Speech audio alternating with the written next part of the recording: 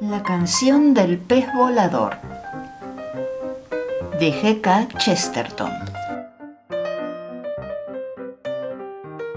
El espíritu del señor Pilgrim Smart vivía dando vueltas alrededor de cierto objeto que poseía y de una broma que gastaba. Tal vez se tenga por una broma poco sabrosa, pues consistía en preguntar a la gente si había visto sus peces dorados. Tal vez se le tenga también por una broma cara y, sin embargo, cabe preguntarse si no le atraía más la broma que gastaba que el valor del objeto que poseía. Hablando con sus vecinos del pequeño grupo de casas nuevas que habían surgido alrededor del antiguo prado comunal del pueblecillo, no perdía tiempo en hacer recaer la conversación sobre su tema favorito. Fue a propósito del señor Burdock, un biólogo de fama creciente, de mentón decidido y cabello planchado hacia atrás como el de un alemán, que introdujo el tema. ¿Está usted interesado en la historia natural? ¿Conoce usted mis peces de oro? Para un evolucionista tan ortodoxo como el señor Burdock, la naturaleza era un todo. Pero a primera vista la trabazón entre una cosa y otra no se le hizo muy patente, porque él era un especialista que se había dedicado por entero a los antepasados de la jirafa. En cambio, cuando hizo lo propio con el padre Brown, cura de una iglesia de la ciudad vecina, llenó la conversación con los siguientes tópicos: Roma, San Pedro, pescador, peces de oro. Hablando con el señor Imlach Smith, director de un banco, hombre delgado y pálido, afectado en el vestir, pero de porte mesurado, tocó el tema del patrón oro, y de este a los peces de oro me dio solo un paso. Con el brillante explorador de Oriente, profesor Conde Yvon de Lara, cuyo título era de origen francés y cuyo rostro se parecía al de los rusos o mejor, al de los tártaros, el hábil conversador demostró un gran interés por el Ganges y el Océano Índico, yendo a parar, como era natural, en si cabía la posibilidad de que hubiera peces dorados en aquellas aguas. De Harry Hartop, hombre muy rico, pero no menos vergonzoso y callado, que acababa de llegar de Londres, logró por fin la aseveración de que no estaba interesado en la pesca, pero el hombre halló la manera de poder decir: hablaba de pesca. ¿Ha visto usted mis peces dorados? Lo que tales peces dorados tenían de particular era que estaban hechos de oro y formaban parte de un juguete excéntrico, pero caro, del que se decía había sido construido para recreo de algún acaudalado príncipe oriental. El señor Smart lo había adquirido en alguna tienda de ocasiones o antigüedades, casas que visitaba con frecuencia para llenar la suya de objetos únicos e inservibles. Desde el extremo opuesto de la habitación, en donde se hallaba el objeto, esta friolera no presentaba otras características que las de una bola de cristal desmesuradamente grande para estar vivos. Pero acercándose a ella, uno percibía que era una hermosa burbuja de vidrio veneciano teñida con suaves y delicadas nubes de colores iridiscentes, bajo cuyo velo se replegaban enormes y grotescos los peces de oro con rubíes por ojos. El conjunto debía valer objetivamente mucho, y si se daba en pensar en el capricho de los coleccionistas, ¿a cuánto no ascendería su valor? El nuevo secretario del señor Smart, un joven llamado Francis Boyle, y que a pesar de ser irlandés no se distinguía por precavido, se sorprendió cándidamente de que su dueño hablara con tanta libertad de sus tesoros a un grupo de personas no muy bien conocidas, quienes se habían reunido de una manera nómada y fortuita en aquel vecindario.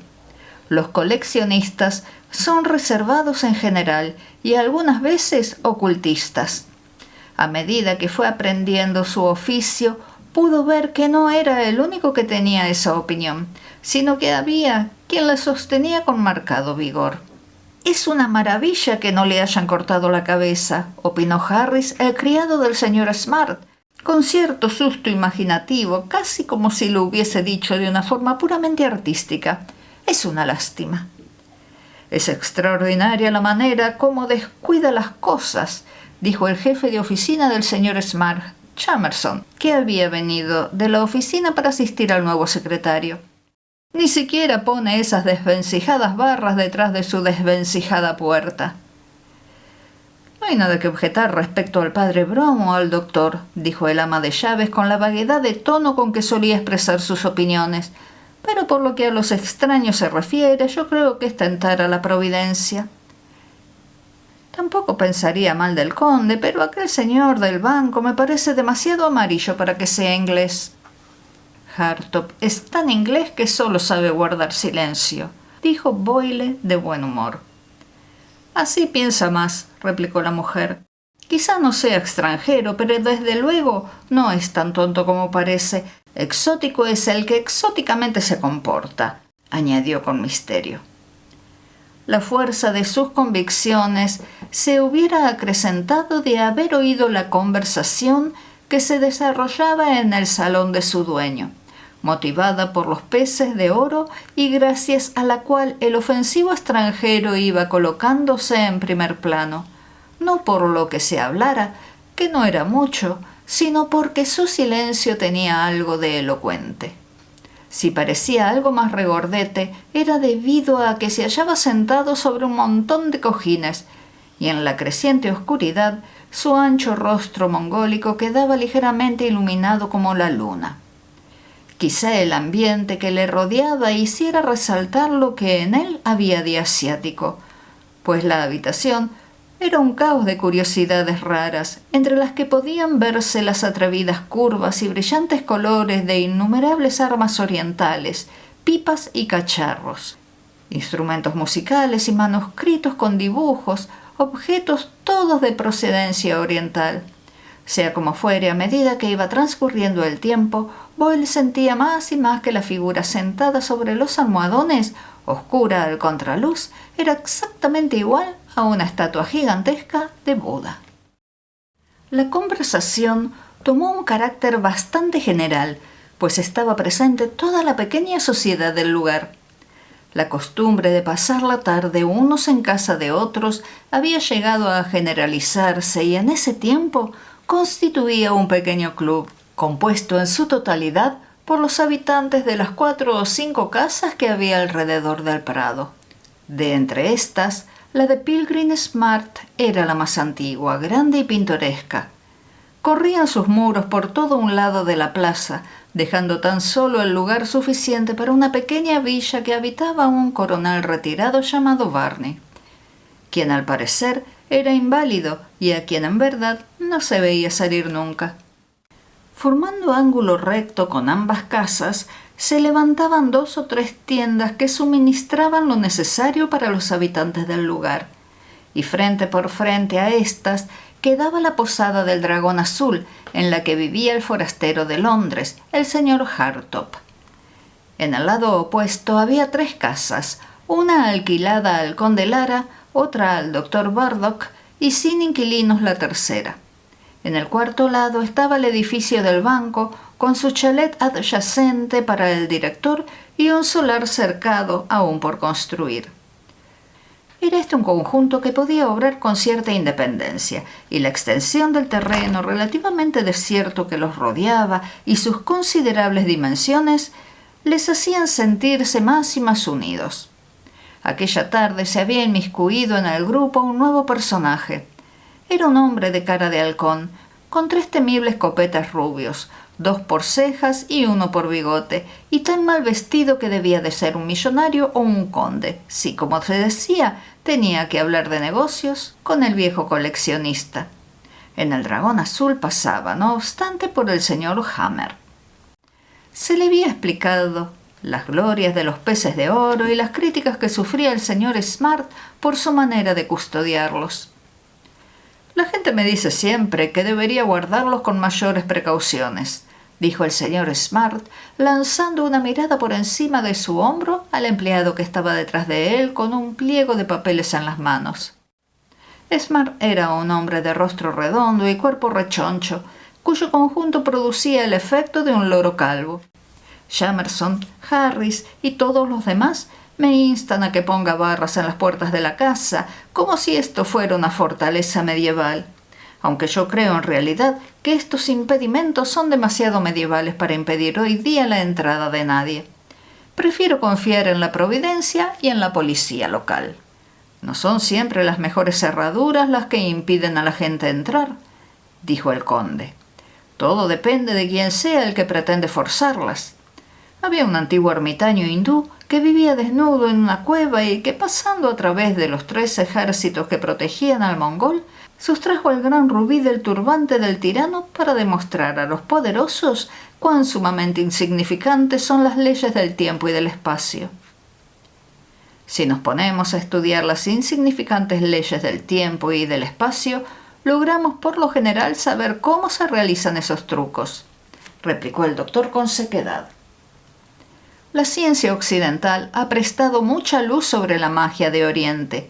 Sin duda el hipnotismo y la sugestión pueden hacer mucho, por no citar ya los juegos de manos. El rubí no estaba en la tienda real, observó el conde con un gesto impreciso, sino que se hallaba en una de las 100 tiendas que la rodeaban. ¿No podría explicarse por la telepatía?, preguntó el doctor con viveza. La pregunta resultó tanto más viva en contraste con el silencio profundo que la siguió. Parecía que el ilustre viajero se hubiese echado a dormir sin prestar atención a los demás. «Perdonen ustedes», dijo volviendo en sí con súbita sonrisa. «Olvidaba que estábamos hablando con palabras. En Oriente hablamos con pensamientos y así no sufrimos equívocos.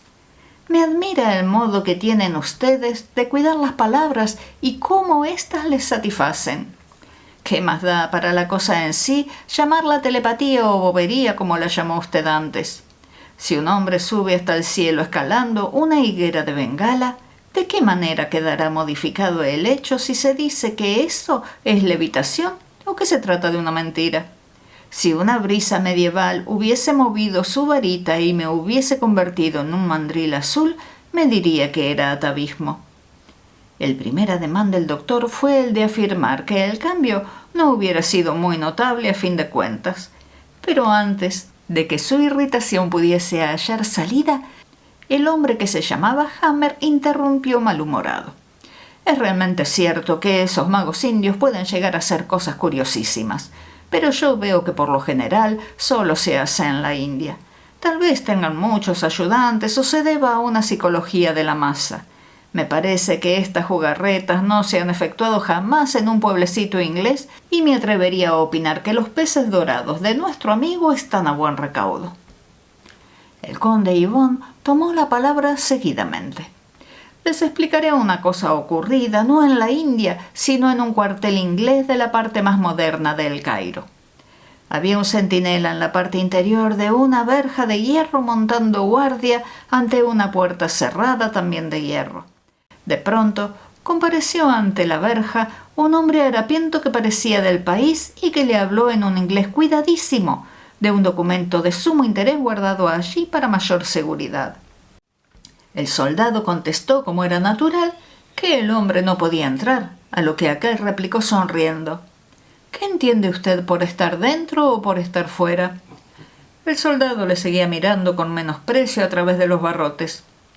Cuando notó que, a pesar de no haberse movido ni él ni la puerta, él, el centinela, se hallaba en la calle mirando al patio donde estaba el pordiosero sonriente e inmóvil. En cuanto éste se volvió de espaldas, se dirigió hacia el edificio. El soldado dio un grito de alerta a los otros soldados para que detuviesen al pordiosero detrás del recinto. «Aunque haya entrado, no saldrá de aquí», exclamó vengativo, a lo que el pordiosero replicó con voz transparente: «¿Qué significa dentro y qué fuera?». Y el soldado, que continuaba mirando a través de los mismos barrotes, vio que volvían a hallarse entre él y la calle, en la que se hallaba el pordiosero con un papel en la mano. El señor Imlac Smith, el director del banco, que contemplaba el suelo con mirada perdida, dijo hablando por primera vez: «¿Le sucedió algo al papel?». «Sus instintos profesionales no le han engañado», repuso el conde con afabilidad. «Era un papel de considerable importancia financiera. Sus consecuencias fueron internacionales». Espero que no ocurran con frecuencia estas cosas, dijo el conde Hartop, sombrío. No voy a meterme con el lado político de la cuestión, dijo el conde con serenidad, sino con el filosófico. Esto nos enseña cómo el hombre sabio puede prescindir del tiempo y del espacio, volver las corrientes de los mismos, de manera que el mundo dé vueltas ante sus ojos. Pero para ustedes es muy difícil llegar a comprender que las potencias espirituales son más fuertes que las materiales. Bien, dijo el viejo Smart con despreocupación. Yo no puedo ponerme como modelo de autoridad en las cosas espirituales. ¿Qué dice usted, padre Brown? El padre Brown es un filisteo, dijo Smith sonriendo. Tengo cierta afinidad con esa tribu, contestó el aludido. Filisteo es aquel hombre que está en lo cierto, aún sin saber por qué. Todo esto es demasiado elevado para mí, dijo Hartop con sinceridad. Tal vez, dijo el padre Brown sonriendo, ¿le gustaría a usted eso de hablar sin palabras? ¿A qué se refirió el conde? Comenzaría a hablar de una manera intencionada y usted replicaría con una explosión de taciturnidad. Se podría intentar algo con la música, murmuró el conde, soñoliento. Sería mejor que todas las palabras. Sí, tal vez me fuera más fácil comprender eso, contestó el joven en voz baja. Boyle seguía la conversación con interés porque algo había en el comportamiento de más de uno de los presentes que le pareció significativo e incluso extraño. Si bien la conversación se desvió hacia la música, aludiendo al director del banco, que era un aficionado de cierto mérito, el joven secretario se acordó de pronto de sus deberes y recordó a su dueño que el jefe de la oficina estaba impaciente con los papeles en la mano. «Oh, no se preocupe por eso en estos momentos, Jamerson», dijo Smart, algo confuso. «Es algo sobre mi cuenta. Ya hablaré con el señor más tarde. Decía usted que el violonchelo...» Pero el hálito helado de los negocios había dispersado el vaho de la conversación trascendental y uno tras otros los invitados comenzaron a despedirse. Únicamente permaneció el señor Imlac Smith, director del banco y músico, que entró junto con el señor Smart en la habitación donde estaban los peces de oro. La casa era larga y estrecha, con una galería cubierta alrededor del primer piso. Este estaba ocupado en su mayor parte por las habitaciones de su dueño, el dormitorio, el cuarto de vestir y una habitación interior en la que almacenaban algunas noches sus tesoros más preciados. Esta galería, así como la puerta con los cerrojos descorridos, era otra de las preocupaciones del ama de llaves. El jefe de la oficina y de todos aquellos a quienes tenía admirados la despreocupación del coleccionista. La verdad es que este perspicaz vejete era más precavido de lo que daba a entender. No tenía gran confianza en los anticuados cerrojos de la casa, por lo que el ama de llaves se dolía viendo cómo enmohecían a causa de permanecer en desuso. Guardaba cada noche sus favoritos peces de oro en la habitación interior y dormía frente a ella con un revólver debajo de la almohada. Boyle y Jamerson estaban aguardando a que su jefe volviera de la entrevista. Cuando lo vieron, llevaba en sus brazos la enorme bola de cristal, con la misma reverencia que si se tratase de la reliquia de un santo. En el exterior, los últimos rayos del sol poniente doraban aún los ángulos de la pradera, pero en la casa fue necesario encender una bujía, y en la confusión de las dos luces, el globo coloreado relucía cual una joya monstruosa, y las fantásticas siluetas de los fogosos peces parecían comunicarle el atractivo de un talismán. Por encima del hombro del viejo, el rostro aceitunado de Imlac Smith aparecía perplejo como el de una esfinge. «Voy a marcharme a Londres esta noche, señor Boyle», dijo el viejo Smart con mayor gravedad que de costumbre. «El señor Smith y yo vamos a tomar el tren de las 7 menos cuarto. Preferiría que usted, Jamerson, se quedara a dormir en mi habitación esta noche. Ponga usted esto en la habitación interior, como siempre, y estará completamente seguro. Piensen que nada puede suceder». «Por todas partes y en todo momento puede pasar algo», dijo sonriente Smith. «Yo creo que por lo general pone usted un revólver en la cama. Quizás fuera mejor que lo dejara en casa esta vez». Pilgrim y Smart le dejó sin respuesta y salieron ambos de la casa hacia la avenida que circundaba el prado. El secretario y el jefe de la oficina durmieron aquella noche en la habitación del señor Smart. Para decirlo con mayor precisión, Jamerson, el jefe de la oficina, durmió en una cama en el cuarto de vestir, pero la puerta quedó abierta y las dos habitaciones resultaban prácticamente una sola. El dormitorio tenía un balcón que daba a la galería y una puerta que comunicaba con la habitación interior, donde guardaron los peces para mayor seguridad. Boyle hizo rodar su cama hasta colocarla a través ante aquella puerta. Puso el revólver debajo de su almohada y se desvistió para acostarse, consciente de que había tomado todas las precauciones posibles contra un acontecimiento improbable e imposible. No alcanzaba a imaginar por qué razón iba a tener lugar un robo en la forma acostumbrada y por qué se refería a los procedimientos espirituales del conde Lara. Si llegó a pensar en ellos, no fue sino cuando estaba ya para dormirse, pues su contenido era propio de un ensueño. Así es que pronto derivaron en tales y quedó dormido soñando a intervalos con ellos. El viejo jefe de oficina estaba algo más inquieto, como de costumbre, y después de dar algunas vueltas por la habitación y de repetir algunas de sus máximas y lamentaciones usuales, se echó en la cama e intentó dormir. El resplandor de la luna se intensificó y volvió a amortiguarse sobre el prado verde y los bloques de piedras gris de las casas en una soledad y silencio que parecían no tener ningún testimonio humano, y fue mientras los rayos blanquecinos de la aurora irrumpieron en el cielo cuando sucedió la cosa. Boyle, por ser joven, era de entre los dos indudablemente el que disfrutaba de mejor salud y sueño.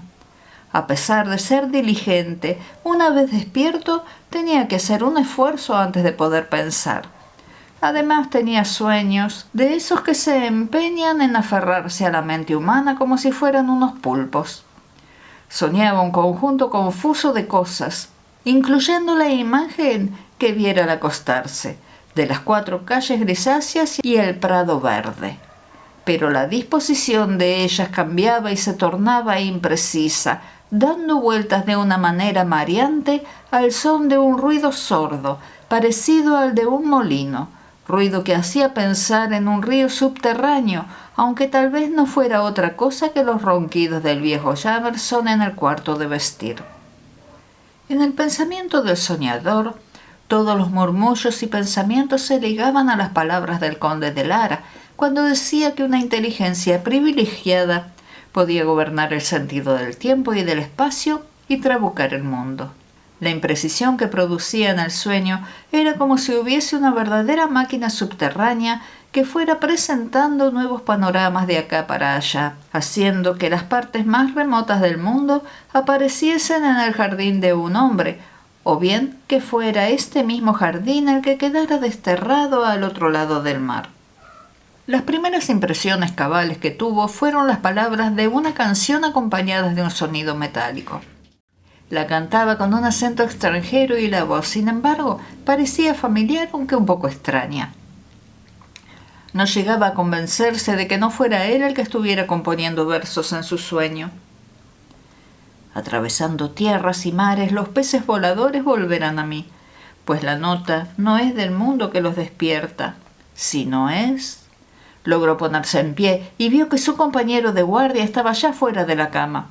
Jamerson miraba por la gran ventana hacia el balcón y llamaba con viveza a alguien que estaba en la calle. «¿Quién va?», gritaba. «¿Qué quiere usted?».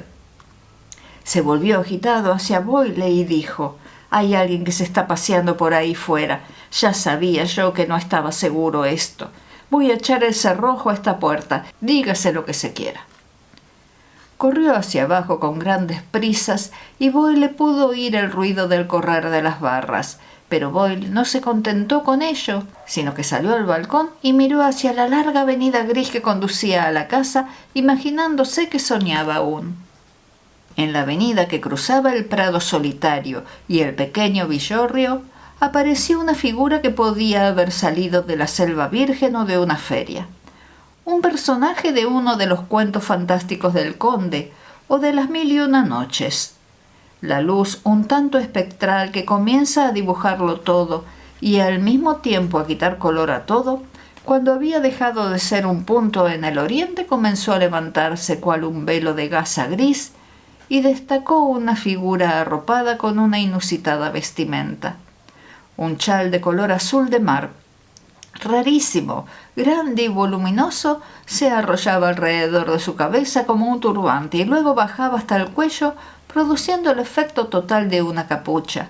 Por lo que al rostro se refería, hacía las veces de una máscara, pues el pedazo de tela que colgaba de la cabeza quedaba cerrado como un velo.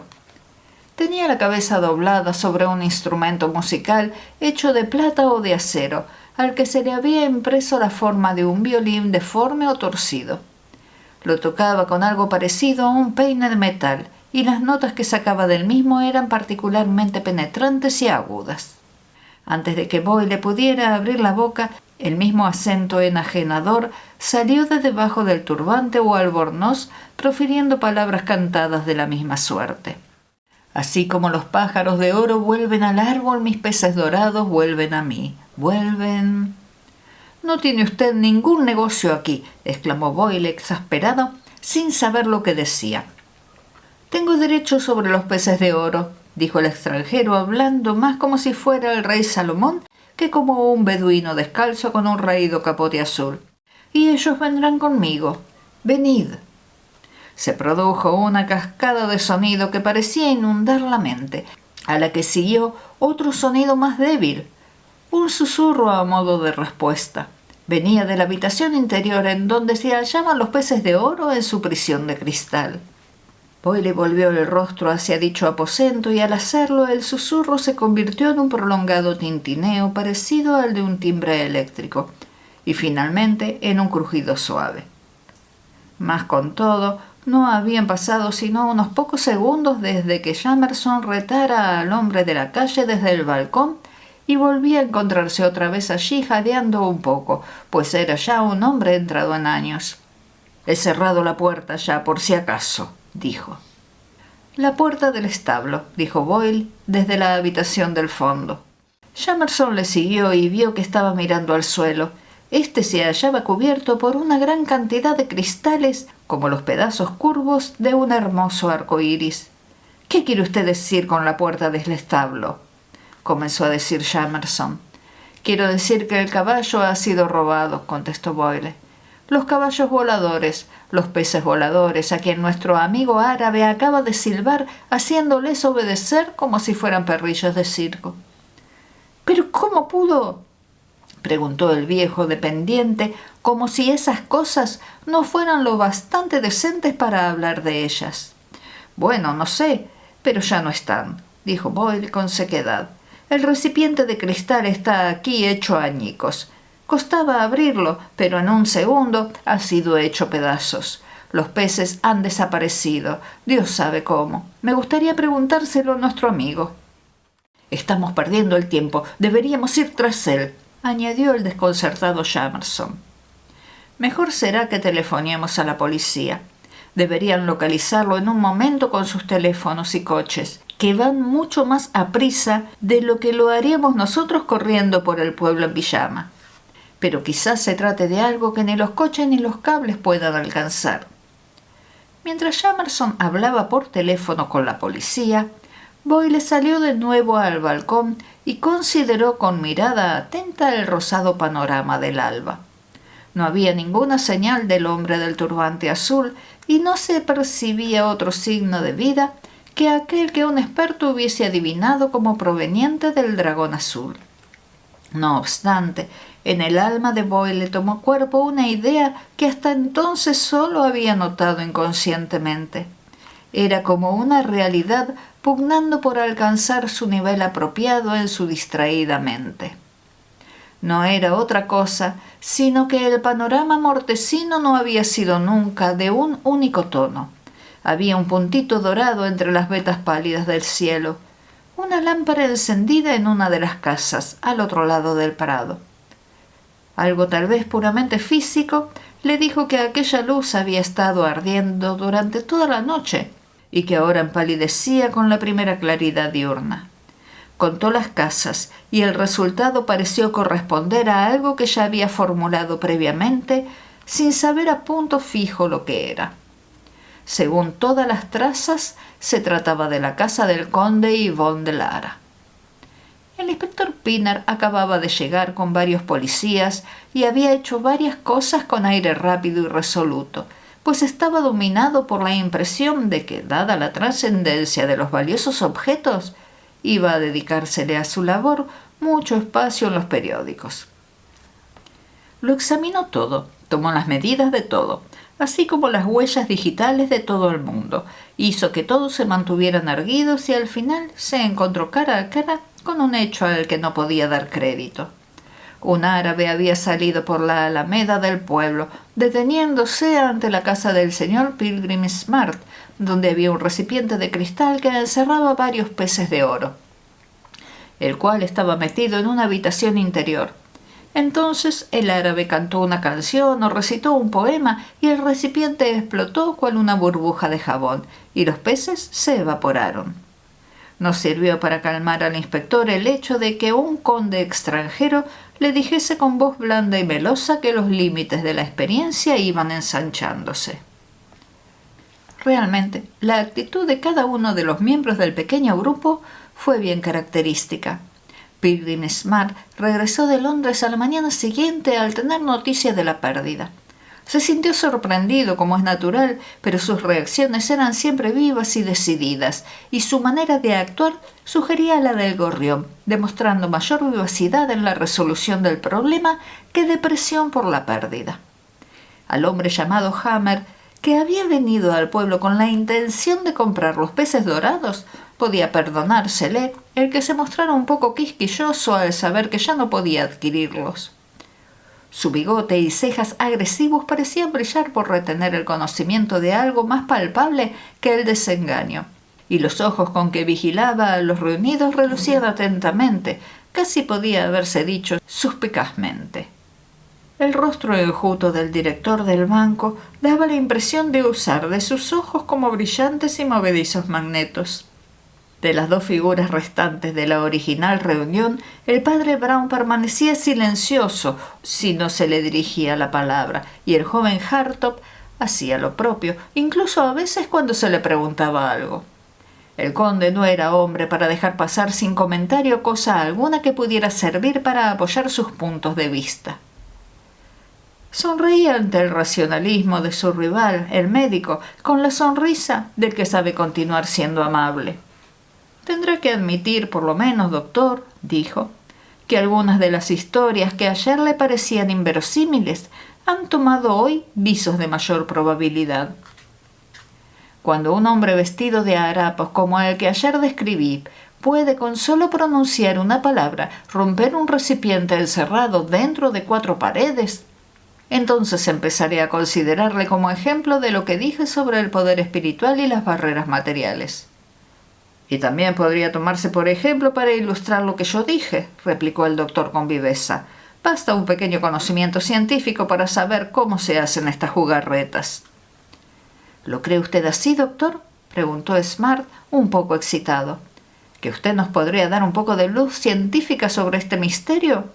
«Puedo poner en claro lo que el conde da en llamar misterio», repuso aquel. «Pues no es ningún misterio. Esa parte es bastante clara. Un sonido no es más que una onda vibratoria y ciertas vibraciones pueden romper el cristal, si el sonido es de cierta clase y el cristal también. El hombre no se quedó en la calle haciendo uso del método ideal que, según nos dice el conde, emplean los orientales cuando quieren hacer una pequeña trapisonda. Este cantó lo que quiso y sacó de su instrumento una nota aguda. No era otra cosa que un experimento más para ilustrar que un vidrio de cierta composición sea roto por medio de un sonido. Sí, un experimento según el cual ciertos pedazos de oro macizo han dejado de existir súbitamente. «Aquí viene el inspector Pienaar», dijo Boyle. «Me parece que consideraría la explicación científica del doctor con los mismos ojos que lo sobrenatural del conde. Posee una inteligencia muy escéptica y especialmente por cuanto a mí se refiere. Me parece que sospecha de mí». Me parece que sospecha de todos nosotros, dijo el conde. Movido por la sospecha que sentía pesar sobre sí, fue en busca del consejo personal del padre Brown. Unas horas más tarde paseaban los dos por el prado del pueblo y el padre Brown, que hasta entonces había estado mirando ceñudamente al suelo mientras escuchaba, se detuvo de pronto. —¿Ve usted aquello? —preguntó. —Alguien ha limpiado la acera frente a la casa del coronel Varney. ¿Quién sabe si fue ayer? El padre Brown continuó mirando con detenimiento la casa, que era alta y estrecha, y en cuyas ventanas había hileras de toldos a rayas vivas un poco descoloridas ya. Lo que se percibía del interior de la casa a través de las rayas de una abertura parecía tanto más oscuro por cuanto contrastaba con la parte exterior, dorada por la luz del sol poniente.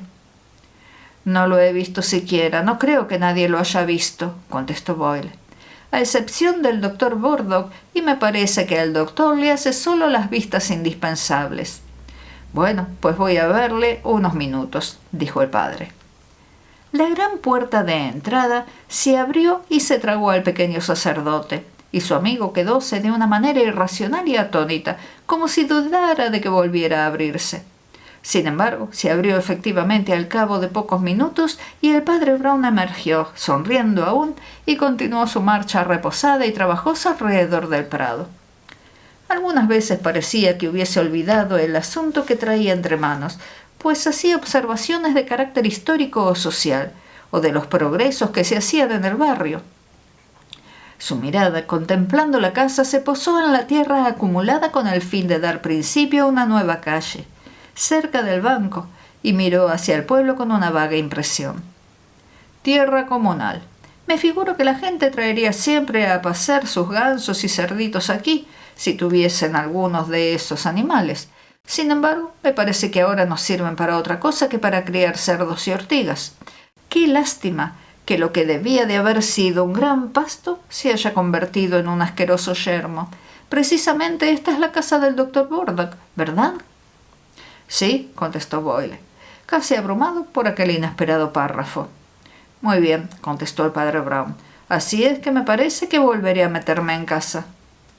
Abrieron la puerta de la casa de Smart y mientras subían por las escaleras, Boyle repitió a su acompañante muchos de los detalles del suceso ocurrido al salir el sol. —¿No volvería a dormirse, supongo, dando tiempo a que alguien escalara el balcón mientras Jamerson fue a asegurar la puerta? —No —dijo Boyle—, estoy seguro de ello. Me desperté al oír a Jamerson llamar al individuo desde el balcón. Luego le oí bajar las escaleras y colocar las barras, y en menos tiempo del que se necesita para dar 2 pasos me hallaba ya en el balcón. —¿No podía haber entrado por otro lado? ¿No hay otra entrada salvo la de la puerta delantera? —En apariencia no —respondió Boyle con gravedad. —Mejor sería asegurarse de ello, ¿no cree? —dijo el padre Brown con amabilidad, dirigiéndose de nuevo hacia abajo. Boyle se quedó mirando hacia donde había desaparecido con una expresión indefinida en el rostro. Tras un lapso de tiempo relativamente corto, el rostro redondo y un poco ordinario del sacerdote volvió a surgir de nuevo por la escalera, sugiriendo el espectro de un nabo con una sonrisa vaga en el rostro. —No, me parece que con esto queda clara la cuestión de las entradas —dijo ahora alegremente el nabo fantasmal—. Y me parece que habiéndolo puesto ya todo en claro, por decirlo así, podemos comenzar a atar cabos con lo que tenemos. Es un asunto bastante curioso. —¿Cree usted —preguntó Boyle— que el conde, el coronel o alguno de esos viajeros de Oriente tienen algo que ver con esto? ¿Cree usted que fue preternatural? —Voy a adelantarle esto —dijo el sacerdote con gravedad—. Si fue el conde, el coronel o alguno de los otros vecinos los que vinieron aquí disfrazados de árabe al amparo de la oscuridad, entonces sí que fue algo preternatural. —¿Qué quiere usted decir? ¿Por qué entonces? —Porque el árabe no dejó huellas —replicó el padre Brown—. Los que están más cerca son el coronel por un lado y el banquero por el otro. Entre ustedes y el banco, media la arena roja en la que hubieran quedado las marcas de los pies y se hubiera adherido a sus plantas. dejando huellas de aquel color. La acera estaba lo bastante húmeda para haber mojado los pies del que pasara, dejando luego la impresión de los mismos por la calle. Ahora bien, si el visitante hubiese sido el conde o el doctor, ambos viven en las casas de enfrente, podían haber venido por el prado, pero habían de hallarlo muy incómodo yendo descalzos, pues como ya le he dicho, está lleno de ortigas, espinas y cardos. Tal vez se hubieran pinchado y alguna señal de su paso habría quedado, a no ser que fuera, como usted dice, un ser sobrenatural. Boyle se quedó mirando con fijeza el rostro grave e indescifrable de su amigo. ¿Quiere usted decir que lo era?, preguntó por fin. No hay que olvidar una verdad del tipo general, dijo el padre Brown tras una pausa. A veces una cosa está demasiado cerca para que la veamos. Así un hombre no puede verse a sí mismo. Una vez hubo un hombre que tenía una mosca en el ojo. Se puso a mirar por el telescopio y vio que había un dragón increíble en la luna. Y también me han dicho que si un hombre escucha la reproducción exacta de su voz, no le parece la suya propia. De la misma manera, si algo de lo que nos rodea en nuestra vida cotidiana no cambia de sitio, casi no nos apercibimos de ello, y si se colocara en un lugar imprevisto, llegaríamos a creer que venía de un lugar desconocido. Salga usted un momento conmigo, quiero que lo mire desde otro punto de vista. Diciendo estas palabras se levantó y bajaron las escaleras sin dejar de hablar. El cura continuó sus observaciones de una manera entrecortada, como si estuviera pensando en voz alta. El conde y el ambiente asiático tienen que ver con el caso, porque todo depende de la preparación de la mente. Un hombre puede llegar al punto de creer, hallándose en ese estado, que un ladrillo cayendo de lo alto es un ladrillo babilónico con inscripciones cuneiformes y que se ha desprendido de los jardines colgantes de Babilonia, y llegará hasta el punto de no ver que el ladrillo es uno de su propia casa. Ese es su caso. ¿Qué significa esto?, exclamó Boyle, mirando fijamente hacia la entrada y señalando la puerta. ¿Qué maravilla es esa? La puerta vuelve a estar cerrada. Estaba mirando la puerta, por la cual no hacía más que unos minutos que acababan de entrar y que se hallaba cruzada por las enmohecidas barras de hierro de las que él había dicho que habían atrancado la puerta del establo demasiado tarde. Había algo sorprendente y calladamente irónico en esas antiguas cerraduras que se cerraban tras ellos como si obedecieran a un impulso propio. «Ah, eso», dijo el padre Brown casualmente. «Yo mismo acabo de correrlas. ¿No me oyó usted?» «No, no oí nada». «Pues casi me imaginé que así sería», dijo el otro sin inmutarse. «No hay ninguna razón por la cual deba oírse desde arriba como se corren las barras. Una especie de gancho se mete con facilidad dentro de esta especie de agujero. Si uno está cerca, oye un pequeño clic y eso es todo. Lo único que se podría oír desde arriba es esto». Y cogió la barra sacándola de la ranura y la dejó caer al lado de la puerta.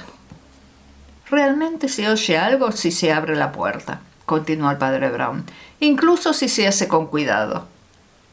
«No querrá decir...» «Quiero decir», dijo el padre Brown, «que lo que usted oyó arriba fue a Jamerson descorriendo las barras y cerrojos en lugar de atrancarlos. Abramos ahora la puerta y salgamos fuera». Una vez en la calle y debajo del balcón, el sacerdote reemprendió sus explicaciones con la misma precisión que si se tratase de una lección de química. «Estaba diciendo», replicó, «que un hombre puede hallarse en tal estado de ánimo que busque algo muy lejano y no vea que es algo igual a una cosa que tiene muy cerca de sí y tal vez muy parecido al mismo. Fue algo exótico y extraño lo que usted vio en la calle, mirando desde el balcón. Supongo que no se le ha ocurrido pensar en lo que el beduino vio cuando miró hacia el balcón».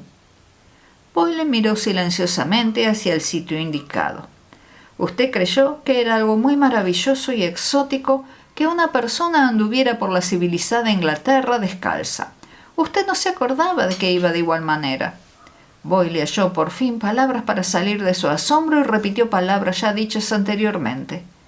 «Jamerson abrió la puerta», dijo mecánicamente.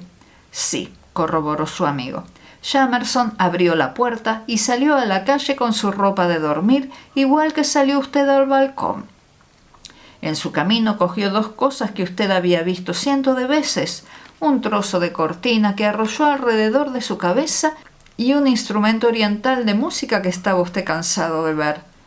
Lo restante fue obra del ambiente y de su actuación, que fue realmente buena, como refinado artista que es del crimen. Jamerson, ese soso pelmazo que ni un momento siquiera tomé en consideración, exclamó Boyle, incrédulo.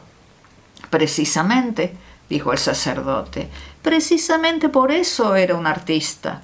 Si podía ser de brujo o trovador durante 6 minutos, ¿no cree usted que haría de empleado durante varias semanas? No veo su interés, dijo Boyle. Ya había alcanzado el objeto de su interés, contestó el padre Brown, o lo había casi alcanzado. Ya había robado los peces, como hubiera podido hacerlo 20 veces antes. Pero creando la figura de un mago del otro lado del mundo, consiguió que la imaginación de todos vagaran desde la India a Arabia, hasta parecerle a usted que todo lo ocurrido era demasiado palpable para no ser cierto. Si eso es verdad, dijo Boyle, corrió un peligro terrible y tuvo que arriesgarse mucho. Verdad es que yo no oí jamás la voz del hombre a quien Jamerson llamaba desde el balcón, por lo que me imagino que todo fue un engaño. Y supongo que es verdad que tuvo tiempo de salir antes de que yo me hubiese despertado del todo y de que saliese al balcón. Todo crimen depende de que alguien no caiga en la cuenta o no se despierte lo bastante pronto, replicó el padre Brown. Yo mismo me he despertado demasiado tarde, pues me imagino que se habrá marchado minutos antes o minutos después de que tomasen las huellas digitales. De todas maneras ha caído en la cuenta antes que nadie, dijo Boyle, y yo no habría despertado nunca en ese sentido. Jamerson era tan correcto y pasaba tan inadvertido que me olvidé de él. Ah, cuidado con el hombre que dejas olvidado, contestó el padre Brown. Es el que os tiene a su entera merced. Pero yo no había sospechado de él hasta que me explicó usted que le había oído cerrar la puerta. Bien, mas todo se lo debemos a usted, dijo Boyle con efusión. No, se lo deben a la señora Robinson, replicó el padre Brown sonriendo. ¿La señora Robinson?, preguntó el sorprendido secretario. ¿El ama de llaves del señor Smart? Se ha de tener mucho cuidado con la mujer y no olvidarla, dijo el sacerdote. Ese hombre era un criminal de primera clase, había sido un actor óptimo y por lo tanto un buen psicólogo.